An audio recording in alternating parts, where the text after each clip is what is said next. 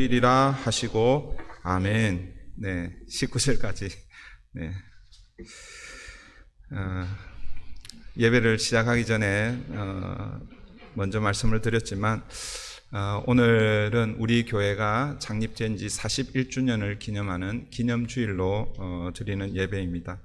먼저 지금까지 그리고 여기까지 인도하신 하나님께 감사드리고 또 지난 40여 년 동안 수많은 믿음의 선배들이 그들의 수고와 헌신을 통해서 여기까지 교회가 왔고 그리고 또 지금 현재 또 여러분들이 함께 수고하고 헌신하는 줄 믿습니다.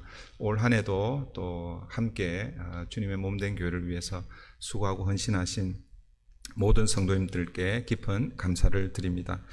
오늘 저는 예수님이 세우시는 교회라는 제목으로 하나님 말씀을 함께 나누겠습니다. 제가 2019년부터 제가 2018년도에 부임해서 첫 해는 우리 교회 창립 기념주일로 지키지를 않았고 2019년부터 교회 창립 기념주일이 언제인지 제가 확인을 하고 2019년부터 지켜오면서 그때부터 나누었던 말씀이 오늘 본문입니다. 오늘 제가 2019년부터 하니까 19, 20, 21, 22, 23 네 번째예요. 다섯 번째 19년, 2019년 20년, 21년, 22년, 23년 그러니까 올해 다섯 번째 이 말씀을 나눕니다. 네. 여러분 이 말씀을 다 기억하고 계시죠? 여러분들이 기억하면 그래도 나누도록 할게요.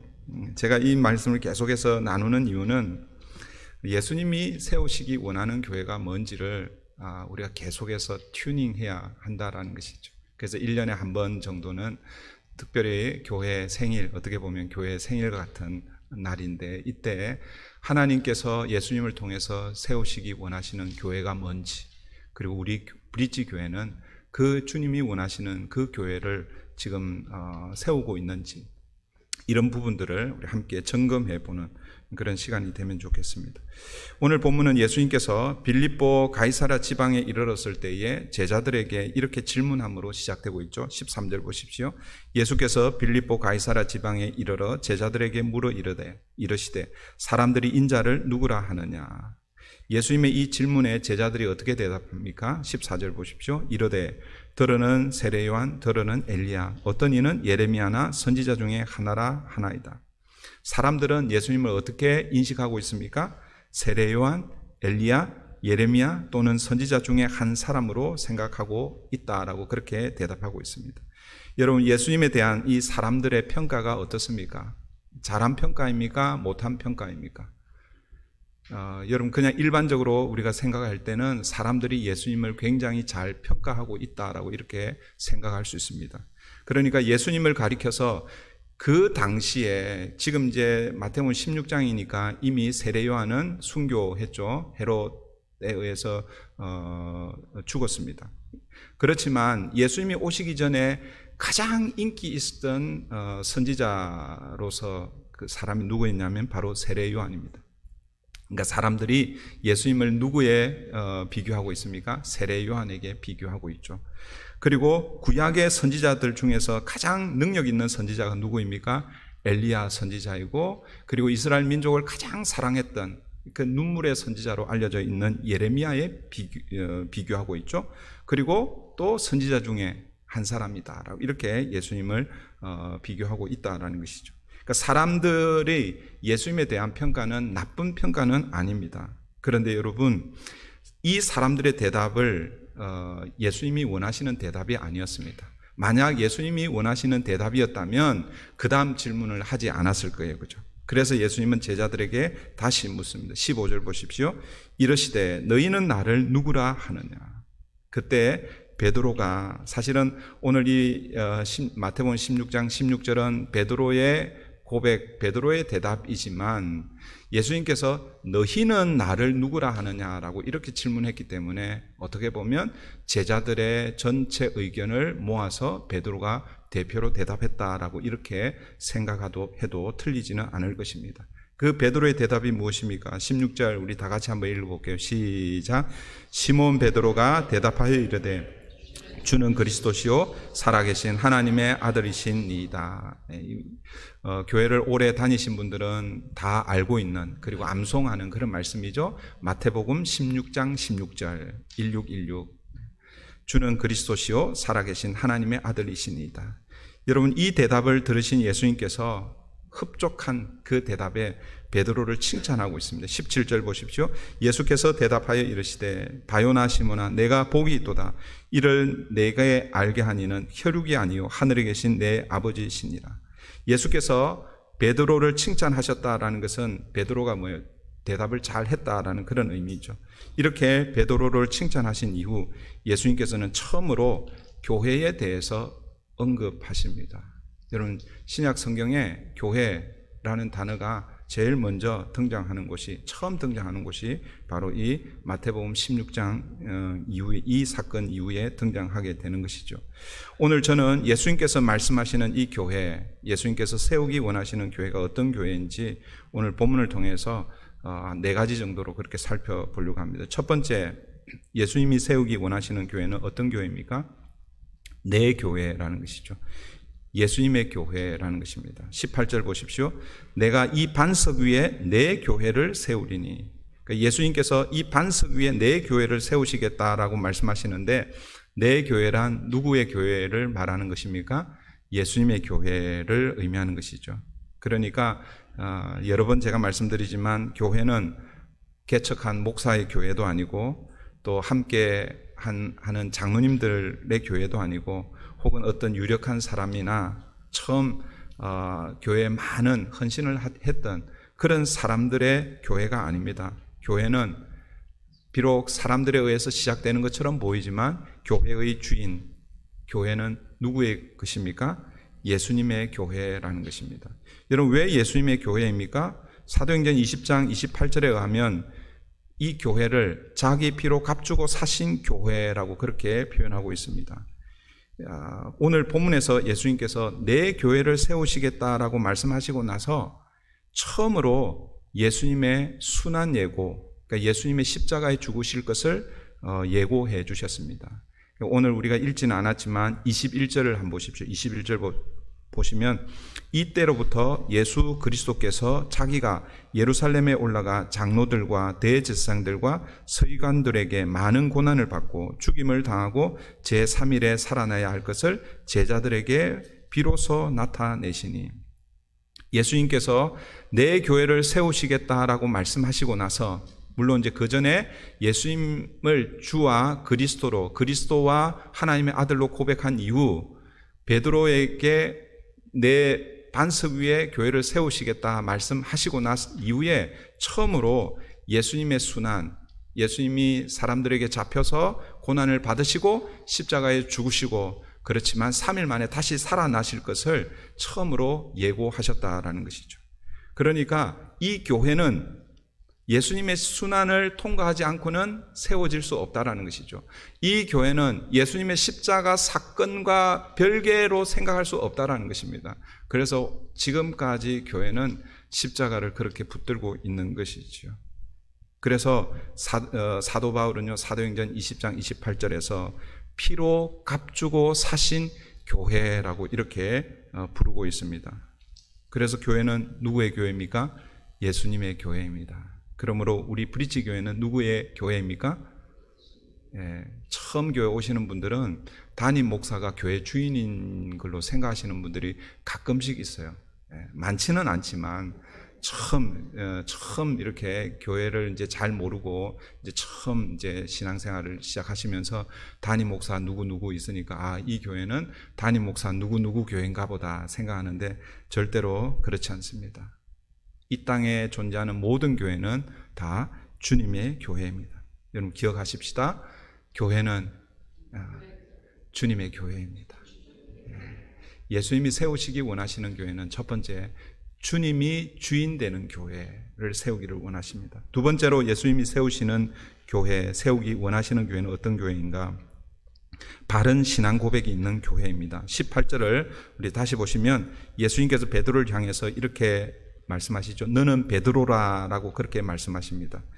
베드로라는 그 뜻이 반석이라는 그런 뜻입니다. 그리고 이어지는 말씀을 보시면 내가 이 반석 위에 내 교회를 세우리니. 그러니까 베드로를 반석이라고 이렇게 말씀하시고 그 반석 위에 내 교회를 세우시겠다라고 이렇게 말씀합니다. 이 말씀은 베드로 위에 교회를 세우겠다라는 그렇게 들릴 수 있는데, 그래서 여러분 가톨릭은 지금까지도 베드로 위에 교회가 세워졌다라고 그렇게 믿고 있죠. 그래서 베드로를 초대 교황으로 여기고 지금까지 그 교황 중심으로 지금까지 이 가톨릭이 이어져 오고 있습니다. 그러나 우리 개신교는 이 반석을 베드로 자신으로 이해하는 것이 아니라 베드로가 고백한 신앙 고백으로 이해하고 그렇게 해석합니다. 베드로가 예수님께 어떻게 고백하고 있습니까? 16절, 우리 다시 한번 16절 읽습니다. 시작.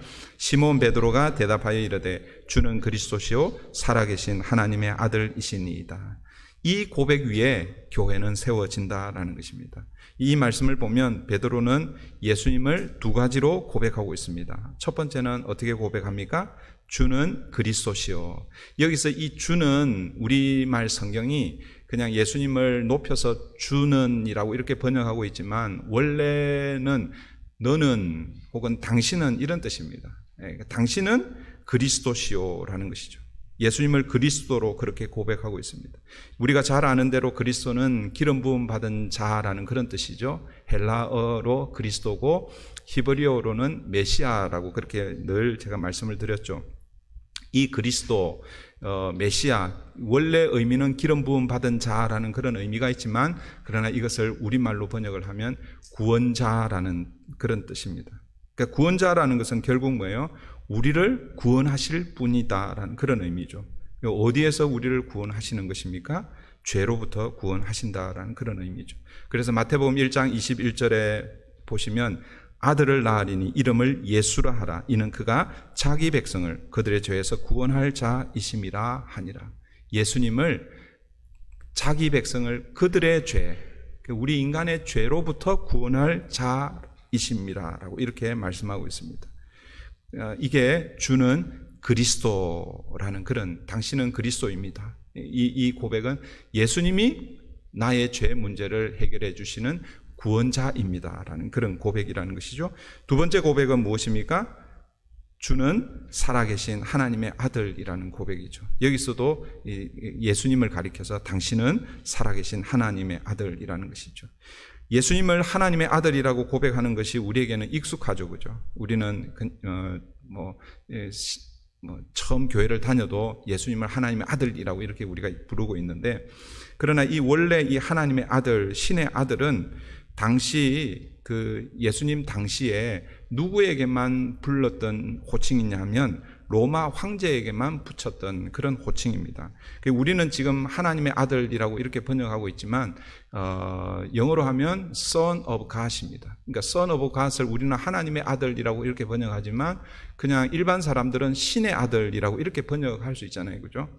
그러니까 로마 황제를 신의 아들이라고 부르게 된 계기가 있습니다. 로마 제국의 초대 황제가 될 뻔한 사람이 있었죠. 가이사, 그 시저, 그죠? 시저가 초대 황제가 될 뻔했습니다.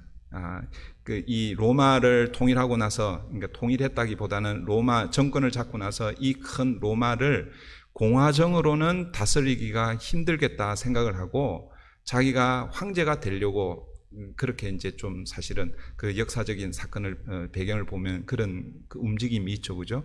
그럴 때에 공화정의 그 소위 말해서 그 회원들이 그 시저를 암살하잖아요. 암살하고 죽고 그의 양아들 옥타비아누스가 이 시저의 그 소위 말해서 그 이어받아서 치열한 그 이 정권 쟁탈전을 하죠. 그런데 이 옥타비아누스가 어쨌든 다 그 소위 말해서 통일을 하고 그 당시에 이 시저가 사람들에게 굉장히 많은 존경을 받았습니다. 마치 신의 존재로 그렇게 여겨졌죠. 그럴 때에 이 옥타비아누스가 자기를 그 시저의 아들이라는 것을 드러내기 위해서 나는 시저의 아들입니다. 그러면서 그 신의 아들, 시저의 아들이라는 것이 신의 아들이라고 그렇게 그 사용되었던 단어가 바로 Son of God이라는 그런 단어입니다. 그런데 여러분, 이게 이제 시간이 흐르면서 마치 이 로마 황제를 신의 아들로 그렇게 추앙하게 되고, 그래서 로마 제국에 여러 신들을 숭배하는데 그 중에 하나가 황제 숭배 사상이 있었습니다. 그 이제 신전들이 있겠죠, 그죠? 그래서 그 신전 중에 하나가 어디에 신전이 하나 있었냐면 그 신전이 바로 이 빌립보 가이사라에 있었다라는 것이죠. 이 옥타비아누스가 자기가 이 시저의 아들이라는 그런 의미로 이런 라틴어를 사용했습니다. 디비 필리우스라는 이 단어를 사용했는데 이게 신의 아들이라는 것이고, 이게 이제 계속해서 이어져 오면서 로마 황제가 신의 아들, 하나님의 아들이라는 타이틀로 불리우게 되었다라는 것이죠. 금방 말씀드린 대로 예수님이 제자들과 지금 예수님께서 우리 지금 오늘 본문은 마태복음이지만 우리가 마가복음을 살펴볼 때 갈릴리에서 사역을 끝내시고 그 다음 여정이 갈릴리에서 예루살렘으로 올라가시잖아요, 그죠? 갈릴리에서 예루살렘으로 실제로는 내려가지만 유대인들은 올라간다고 그렇게 표현하거든요. 근데 갈릴리에서 출발을 할 때에 예루살렘으로 가는데, 그런데 그 출발을 어디서 하느냐라는 거예요. 갈릴리에서 빌립보로 올라가는 거예요. 빌립보 가이사라로 올라가는 거예요. 그 훨씬 더 북쪽으로 올라가는 거예요. 아니, 이제 예루살렘으로 올라가는 그 여정길에서 갈릴리에서 바로 올라가면 예루살렘으로 가면 되는데 왜 예수님이 더 먼 거리로 북쪽으로 이렇게 올라가셨냐라는 것이죠. 거기서 예수님이 자신이 누구인지를 드러내기 위해서 제자들을 통해서 내가 어떤 자인지를 고백을 받기 위해서 예수님께서 빌립보 가이사라로 그렇게 올라갔다라는 것이죠. 그 가이사라에 바로 로마 황제를 숭배하는 신전이 있었다라는 것입니다. 예수님은 갈릴리 사역을 마치고 남쪽에 위치해 있는 예루살렘으로 가셔서 마지막 십자가 사역을 하셔야 되는데 오히려 갑자기 방향을 바꾸셔서 갈릴리보다 더 북쪽에 있는 곳으로 제자들을 데려가시는 거예요. 왜 그렇게 했을까요? 바로 로마 황제를 숭배하는 그 신전 앞에서 로마 황제를 신의 아들이라고 고백하는 거기에서 예수님은 제자들의 신앙 고백을 듣기 원했기 때문이라는 것이죠. 로마 황제가 신의 아들, 하나님의 아들이 아니라 바로 예수님이 하나님의 아들, 온 세상의 주인, 모든 권세를 가지고 계신 온 우주의 주인이라는 것을 드러내기 위해서 예수님께서 그렇게 하셨다라는 것이죠. 그래서 이 하나님의 아들이라는 이 의미는 우리는 그냥 하나님의 아들, 그러니까 하나님의 아들이겠거니 이렇게 생각하는데, 사실은 그거보다도 더 큰 의미는 로마 황제가 신의 아들이라고 불렸던 것은 그 로마, 그 당시에는 세계의 패권 국가였잖아요, 그죠? 온 세상의 주인이 로마 황제라는 그런 의미입니다. 그래서 하나님의 아들이라는 이 의미는 어떤 의미에서 온 세상의 주인이라는 것입니다. 이걸 신앙 고백할 때에 당신은 하나님의 아들입니다라는 것은 온 세상의 주인이 당신이시고, 그러니까 나의 주인도 당신입니다라는 거예요. 그래서 우리가 오늘 세례를 받는 분이 계신데 누구에게 우리가 세례를 베풉니까? 예수를 오늘 이 사도 바울이 고백한 이 신앙 고백하는 사람에게 세례를 베푸는 것이죠. 예수님이 나의 구원자입니다. 그리고 예수님이 하나님의 아들로서 이제 그전에는 내 인생의 주인이 나였는데 이제는 앞으로 내 인생의 주인이 예수님이십니다. 하나님의 아들이신 예수님이 내 인생의 주인입니다 라고 고백할 때 그들에게 세례를 베푸는 것이죠. 그러므로 교회가 바른 신앙 고백 위에 세워졌다라는 것은 예수님을 어떻게 인식하느냐, 거기에 달려 있다라는 것이죠. 예수님을 구원자, 구세주, 우리를 죄에서 구원해 주시는 분으로, 그리고 그 결과로 예수님이 내 인생의 황제, 주인이라고 고백하는 사람, 그 사람들이 모인 곳이 뭐라는 것입니까? 교회라는 것입니다. 오늘 이 자리에 계신 저와 여러분이 예수님을 그렇게 고백하기를 바랍니다. 세 번째, 예수님이 세우시는 교회는 어떤 교회인가? 음부의 권세가 이기지 못하는 교회입니다. 다시 18절을 보시면, 또 내가 내게 이르노니 너는 베드로라. 내가 이 반석 위에 내 교회를 세우리니 음부의 권세가 이기지 못하리라. 여러분, 음부의 권세는 어떤 권세입니까? 죽음, 사망의 권세죠. 죽음을 의미하는 거예요. 죽음이 이 교회를 어떻게 이기지 못한다라는 그런 의미입니다. 여러분, 우리 인간이 가장 두려워하는 것이 무엇입니까? 이것저것 두려워하는 것이 많이 있죠. 최근에는 가장 우리가 두려워했던 게 무엇이었어요? 코로나, 코비드 19이 제일 두려웠잖아요. 그죠? 왜 그랬습니까? 걸리면 다 죽는다라고 생각했기 때문에 그런 거죠.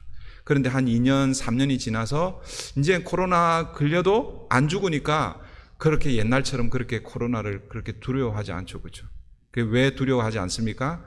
코로나도 이제는 많이 이렇게 변해가지고 이제 원 오브 플루가 됐기 때문에 그냥 이제 지금은 별로 두렵지 않은 거죠.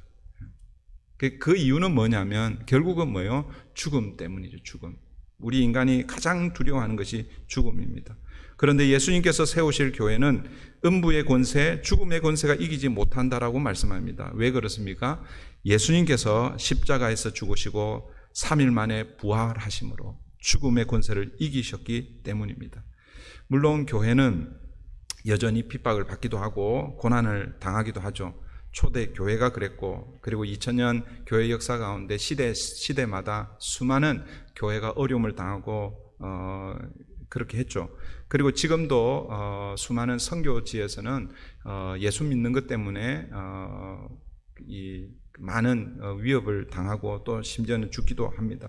여전히 그런 어려움은 있습니다. 그러나 여러분, 결코 음부의 권세가 교회를 이기지 못할 것입니다. 왜냐하면 예수님께서 십자가로 죽음을 이기시고 교회를 시작하셨기 때문에 그렇습니다. 그래서 여러분, 우리가 죽음을 사실은 두려워하기도 하고 또 슬퍼하기도 하지만 그 히브리서 9장 27절에 의하면 한 번 죽는 것은 사람에게 정해진 것이요, 우리가 한 번은 다 죽게 될 것입니다. 정작 우리가 두려워해야 할 것은 한 번 죽는 그 죽음을 두려워할 것이 아니라 요한계시록 20장에 둘째 사망을 얘기하고 있는데, 사실은 우리가 둘째 사망을 두려워해야 되죠. 그런데 그 둘째 사망을 주님이 십자가로 이기셨다라는 것입니다. 그러므로 뭐예요? 이 교회는 사탄이 어떤 공격과 어떤 위협을 가해도 흔들리지 않는 것이 교회입니다. 마지막으로 예수님이 세우시는 교회는 어떤 교회인가? 천국의 열쇠를 가진 교회입니다. 여러분, 19절입니다. 우리 다 같이 한번 읽어볼게요. 시작. 내가 천국 열쇠를 내게 주리니 내가 땅에서 무엇이든지 매면 하늘에서도 매일 것이요 내가 땅에서 무엇이든지 풀면 하늘에서도 풀리리라. 예수님께서 베드로에게 천국 열쇠를 주시겠다라고 그렇게 말씀하고 있습니다. 이것은 베드로에게 주시는 것이 아니라 교회에 주시는 것입니다. 교회가 천국 열쇠를 가졌다라는 그런 의미입니다. 교회가 천국 열쇠를 가졌다라는 게 어떤 의미일까? 먼저 천국 열쇠가 무엇인지를 알아야죠. 오늘 본문의 우리말 성경은 천국 열쇠라고 이렇게 소개되고 있죠. 마치 단수로 그렇게 번역하고 있지만 원래 원어의 의미는 복수로 그렇게 소개됩니다. 그러니까 베드로에게 천국 열쇠들을 주겠다라고 이런 의미죠. 그러니까 베드로 개인 한 사람에게 준다는 그런 의미가 아니는 거예요. 그러니까 베드로가 신앙 고백한 그 신앙 고백 위에 세워진 교회들에게 천국 열쇠를 주신다라는 그런 의미입니다. 그러니까 결국 뭐예요? 교회에 주시는 것이죠. 그러면 이 천국 열쇠가 무엇인가? 우리는 천국 열쇠 그러면 여러분들 뭘 생각합니까? 천국 열쇠. 기도를 생각하시는 분들이 계시기도 하고, 또 천국 열쇠가 뭐가 천국 열쇠일까? 황금으로 만든 열쇠 이런 것 만들어서 집에 보관하면 그게 천국 열쇠를 상징하는 건 아닐까 뭐 이런 생각하시는 분들은 안 계시겠죠. 여러분, 우리는 천국 열쇠 그러면 사실은 모르겠어요. 여러분들이 천국 열쇠 그러면 뭐가 확 이렇게 들어오는지 모르겠는데 저는 사실은 이 천국 열쇠 그러면 잘 안 들어왔어요. 천국 열쇠. 많이 이제 오늘 이 19절 이 말씀을 가지고 기도를 천국 열쇠로 그렇게 이해하시는 분들이 많이 계십니다. 그런데 여러분, 유대인들에게 있어서 이 천국 열쇠는요 매우 명확하게 들립니다. 유대인들에게 있어서 천국 열쇠가 뭐냐 그러면 그들에게는 이게 뭔지 대번에 다 알아먹는 얘기입니다. 무슨 얘기냐면 이 천국 열쇠는 율법을 가르치는 서기관들, 바리새인들의 직무를 나타내는 그런 말이었습니다. 그러니까 율법을 가르치는 서기관들, 바리새인들이 뭘 가졌다는 거예요? 천국 열쇠를 가졌다라는 그런 의미입니다. 그래서 예수님께서 이 바리새인들을 책망하실 때 뭐라고 책망하셨냐면 마태복음 23장 13절을 보시면 화 있을진저 외식하는 서기관들과 바리새인들이여 너희는 천국 문을 사람들 앞에서 닫고, 그러니까 서기관들과 바리새인들이 사람들을 어디로 인도하는 사람들입니까? 그 직무가 뭐냐라는 거예요. 율법을 가르치고 하는 직무가 뭐냐면 사람들을 천국으로 인도하는 그 역할, 그 직책을 가졌는데, 그런데 예수님은 도리어 그들에게 이렇게 책망하는 거예요. 너희는 천국 문을 사람들 앞에서 닫아버렸다라는 거예요. 율법을 열심히 가르치지만 그러나 오히려 사람들이 천국에 들어가지 못하도록 그렇게 해버렸다라는 거예요. 제가 이 말씀을 늘 보면서 목사가 여러분 천국 문을 닫을 수가 있다라는 것을 여러분들이 기억해야 됩니다. 그러니까 뭐예요? 저 박 목사 때문에 내가 천국 못 들어가면 어떡하지? 이런 생각을 늘 가지고 있어야 돼요.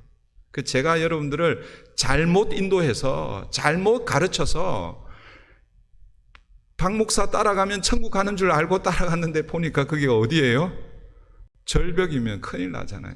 그런데 지금 예수님 당시에 서기관과 바리새인들이 그 일을 하고 있다라는 거예요. 예수님께서 서기관들과 바리새인들을 향해서 너희는 천국 문을 사람들 앞에서 닫고 너희도 들어가지 않고 들어가려 하는 자도 들어가지 못하게 하는도다라고 이렇게 책망하고 있는 거예요.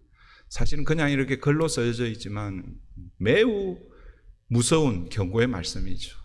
사실은 오늘 이 말씀을 우리 말씀을 가르치는 목회자들이 사실은 아주 시리어스하게 이 말씀을 받아들여야 됩니다.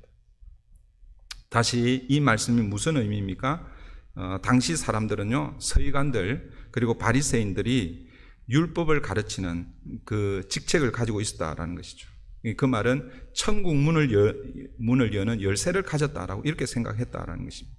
그런데 예수님이 그들을 향해서 화 있을진저 외식하는 서기관들과 바리새인들이여 너희들이 천국 문을 여는 열쇠를 가지고 있다고 하지만 그러나 실제는 천국 문을 닫아놓고 너희도 들어가지 못하고 다른 사람들도 들어가지 못하도록 하고 있다라는 그런 예수님의 책망이라는 것입니다.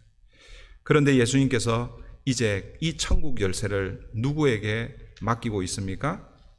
베드로에게 맡기고 있죠.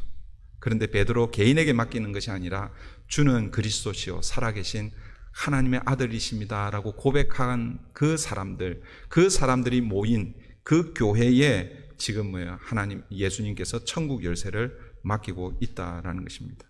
예수님께서 교회에 천국 열쇠를 주셨다라는 것은 교회의 사명이 무엇인지를 우리에게 잘 보여주고 있습니다. 교회의 사명이 무엇이라는 것입니까? 교회의 사명은요, 천국 문을 열어주어서 사람들이 그 천국으로 들어갈 수 있도록 인도하는, 돕는 역할이 교회가 해야 하는 사명이고 어떻게 보면 가장 본질적 사명이라고 할 수 있습니다. 그러니까 천국 열쇠를 내게 준다는 말에 이어서 이런 말씀이 이어지죠. 네가 땅에서 무엇이든지 매면 하늘에서도 매일 것이요 내가 땅에서 무엇이든지 풀면 하늘에서도 풀리리라 이렇게 말씀하셨습니다. 이 말씀 때문에 이 천국 열쇠에 대한 오해를 사람들이 많이 하게 됩니다. 이 말씀을 가지고 어떻게 합니까?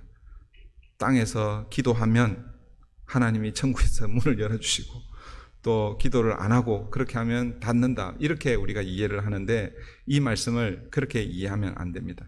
땅에서 매면 혹은 땅에서 풀면 이것을 어떻게 해석할 것인가 조금 어려운 난제 중에 하나입니다. 그런데 저는 이 말씀을 이렇게 이해합니다.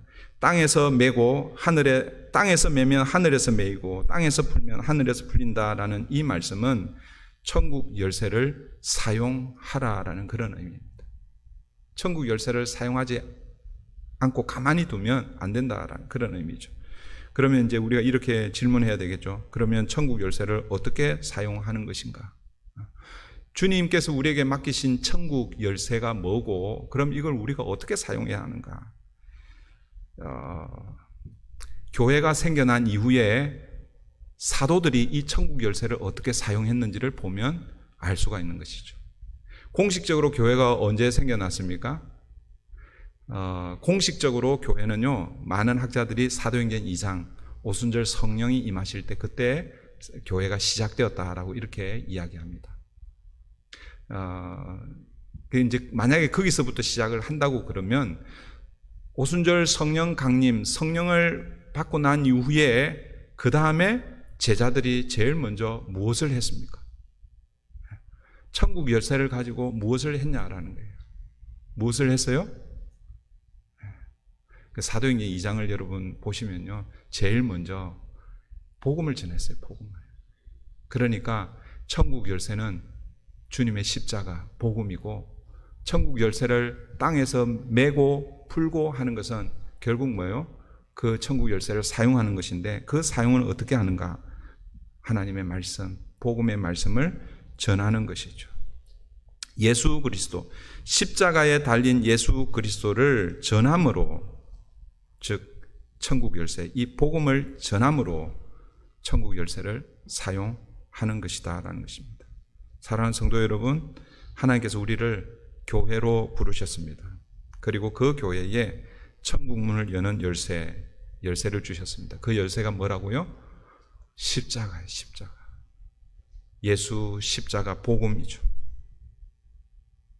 이게 우리에게 있는 천국 열쇠라는 것입니다. 여러분들에게 이 천국 열쇠가 있습니까? 네. 네. 그런데 이 천국 열쇠는 나만 열고 들어가라고 주신 것이 아닙니다. 제가 여러 번 말씀드렸지만, 내게 천국 열쇠, 이 복음이 있다면 아직 천국이 어디인지 헤매고 있는 자들에게 복음을 전하여서 그들을 천국으로 인도하는 것, 이게 우리에게 주어져 있는, 교회에 맡기신 주님의 사명이라는 것이죠. 여러분의 가족들이, 여러분의 이웃들이, 여러분의 주변에 있는 사람들이 여러분들과 함께 들어갈 수 있도록 여러분들에게 맡겨주신 것이 뭐라고요? 천국 열쇠라는 거예요. 다시, 천국 열쇠가 뭐라고요? 복음이에요. 복음. 예수 그리스도 십자가예요. 이제 말씀을 맺습니다. 사랑하는 성도 여러분, 교회는 여러분 하나님께서 이루신, 어떻게 보면 두 번째 기관입니다. 첫 번째 기관은 창세기 2장 마지막에서 이루신 아담과 하와를 가정으로 맺어주셨죠. 그런데 창세기 3장에서 그 가정이 깨어져 버렸어요.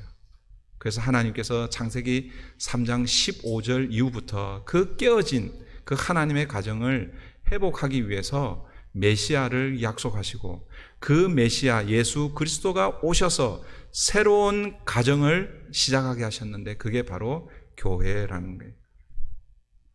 그래서 이 교회는요, 하나님의 오랜 꿈이었습니다. 이 꿈을 예수 그리스도를 통해서 이루어 주셨죠. 무엇으로 이루어 주셨습니까? 십자가로 이루셨죠. 그 십자가 위에서 예수님께서 돌아가실 때 첫 번째, 두 번째, 세 번째, 네 번째, 다섯, 여섯 번째 말씀에서 뭐라고 말씀하셨어요?